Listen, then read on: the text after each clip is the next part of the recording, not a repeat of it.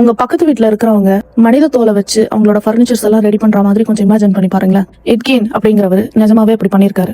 இவரை இன்ஸ்பயர் பண்ணி ஒரு 4-5 ஹாலிவுட் ஹாரர் மூவிஸ் கூட எடுத்திருக்காங்க.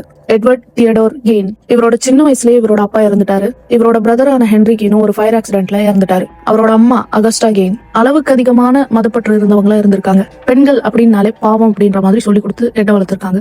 அவரை ரொம்ப கண்ட்ரோல் பண்ணிருக்காங்க. சொசைட்டில இருந்து ரொம்ப தனிமைப்படுத்தி வளர்த்திருந்திருக்காங்க. 1945 அவங்க அம்மா இறந்ததுக்கு அப்புறமா இவர் மனதளவுல ரொம்ப அதிகமா பாதிக்கப்பட்டிருக்காரு. எந்த அளவுக்குன்னா அவங்க யூஸ் பண்ண ரூம், அவங்களோட ரூம ஒரு புனிதமான இடம் மாதிரி மாத்தி வச்சிருந்திருக்காரு. இதுக்கப்புறமா எட் ராத்திரி டைம்ல சுடுகாட்டுக்கு போக ஆரம்பிச்சிருக்காரு. புதுசாக அடக்கம் செய்யப்பட்ட சடலங்களை, குறிப்பாக அவங்க அம்மாவை ரிசம்பிள் பண்ற மாதிரி இருக்கிற பெண் சடலங்களை தோண்டி எடுத்துட்டு போயிருக்காரு. இதை செய்யும் போது சில நேரங்கள் தான் சுயநினைவிலே இல்லாத மாதிரியும், தான் எந்திரிச்சு பார்க்கும்போது இறந்து போன சடலங்களோட வீட்டுல இருந்ததாகவும் லேட்டரா கன்ஃபர்ஸ் பண்ணியிருக்காரு. 1957 பெர்னிஸ் வார்டன் அப்படின்ற ஒரு ஸ்டோர் ஓனர் காணாம போயிருக்காங்க. அவங்கள தேடின இன்வெஸ்டிகேஷன்ல எட்டு மேல டவுட் வந்திருக்குது.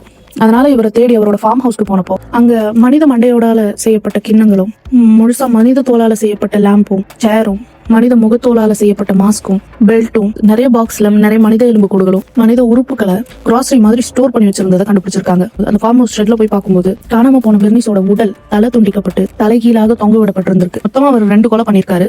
மேரி ஹோகன் அப்படிங்கிறவங்கள 1954லயும், பெர்னிஸ் வார்டன் அப்படிங்கிறவங்கள 1957லயும் கொலை பண்ணிருக்காரு. அதை தவிர்த்து அவரோட வீட்டுல கிடைச்ச மனுஷனோட ரிமைன்ஸ் எல்லாமே அவர் கிரேவியார்ட்ல இருந்து தோண்டி எடுத்துட்டு வந்த சடலங்களோடது. 1957 இவர் அரெஸ்ட் பண்ணிருக்காங்க.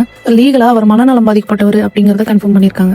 இதனால அவரை ஜெயிலுக்கு அனுப்பாம சென்ட்ரல் ஸ்டேட் ஹாஸ்பிட்டலுக்கு அனுப்பியிருக்காங்க. அதுக்கப்புறமா அங்க இருந்து மெண்டோட்டா மென்டல் ஹெல்த் இன்ஸ்டிடியூட்க்கு டிரான்ஸ்ஃபர் பண்ணிருக்காங்க. அவரோட கோலே வந்துட்டு அவங்க அம்மா மாதிரி மாறணுங்கிறது தான், அவங்க அம்மா மாதிரி ஒரு சூட்டை உருவாக்கணும் அப்படிங்கிறது தான் அப்படின்னு அவர் சொல்லியிருந்திருக்காரு. ஒரு இன்டர்வியூல அவரோட பிரதர் ஹென்ரியோட கொலைக்கும் இவருக்கும் சம்பந்தம் இருக்கா அப்படின்னு அவர்கிட்ட கேட்கும்போது மேபி இருக்கலாம் அப்படின்ற மாதிரி பதில் சொல்லியிருக்காரு. ஆனா அந்த கேஸ் சார்ஜ் அவர் மேல விழல.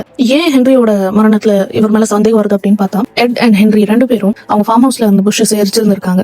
அதை எரிக்கும் போதுதான் அந்த தீ விபத்து நடந்ததா சொல்லப்படுது. எட் போலீஸ் கிட்ட அவரோட பிரதர் அந்த புகை மண்டலத்துல காணாம போனதா சொல்லி இருந்திருக்காரு. சர்ச் டீம் வந்து தேடும் போது எட் நேரா ஹென்ரியோட பாடி கிட்ட தான் அவங்களை கூட்டிட்டு போயிருக்காங்க. இதுவே ஆல்ரெடி டவுட் வர மாதிரி தான் இருந்திருக்குது. அத்தாரிட்டிஸ் ஹென்ரியோட பாடியை எக்ஸாமின் பண்ணதுல அவர் ரொம்ப மோசமா அவருக்கு தீக்காயம் ஏற்படலன்னும், ஹெவியான பொருள் வச்சு அவர் தலைமையில அடிச்சு கொண்ட மாதிரி பாசிபிள் சைன்ஸ் இருக்கிற மாதிரியாவும், ஒருவேளை அந்த தீ விபத்து நடக்கிறதுக்கு முன்னாடியே அவர் இறந்திருக்கலாம் அப்படின்ற மாதிரியும் லோக்கல் டாக்டர் ரிப்போர்ட் சொல்லி இருந்திருக்காரு. பட் அவர் கேஸ் க்ளோஸ் ஆனது என்னமோ ஆக்சிடென்டல் டெத் தான். ஜூலை 26, 1984 எட்டுக்கு 77 வயசு இருக்கும்போது லங் கேன்சர்னால பாதிக்கப்பட்டு ரெஸ்பிரேட்டரி ஃபெயிலியர் ஆனதுனால அவர் அந்த மனநல காப்பகத்திலேயே இறந்து போயிருக்காரு. வெறும் தனிமை, ஓவர் கண்ட்ரோல், தனிமைப்படுத்தப்பட்டது, ட்ரீட் பண்ணப்படாத மனநல பாதிப்பு, அப்புறம் அவரோட அப்சஷன், இதுதான் இவர் செய்த செயல்களுக்கான காரணமா இருந்திருக்குது. இந்த கேஸ் பத்தி நீங்க என்ன நினைக்கிறீங்கிறத